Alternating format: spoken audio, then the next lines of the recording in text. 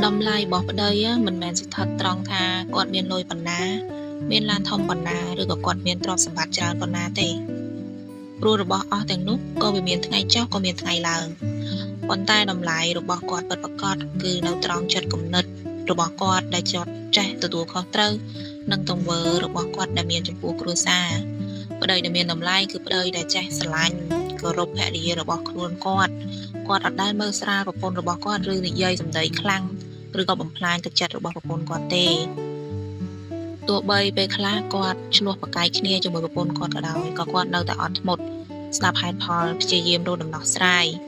ជាជាងការចង់ឆ្លោះឈ្នះចាញ់ជាមួយគ្នានឹងគ្នា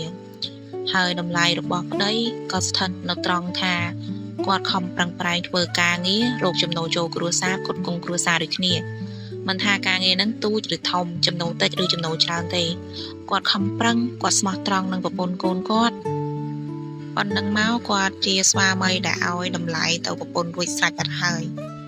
ប្រពន្ធគាត់ក៏ចេះគិតគូរដល់គាត់ក៏មិនវាស់តម្លៃរបស់គាត់ទៅតាមចំនួនទឹកលុយដែលគាត់មានដូចគ្នាគឺប្រពន្ធគាត់ភាគច្រើនវាស់ទឹកចិត្តដែលគាត់មានចំពោះគ្រួសារជីវិតគូប្តីប្រពន្ធវាអត់មានមនុស្សណាល្អឥតខ្ចោះទេប៉ុន្តែយើងត្រូវតែស្មោះត្រង់នឹងគ្នា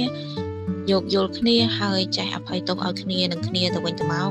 នឹងកាន់ដៃគ្នាដើរឆ្លងឧបសគ្គនានានឹងបានសេចក្តីសុខរស់នៅជាមួយគ្នាតទៅ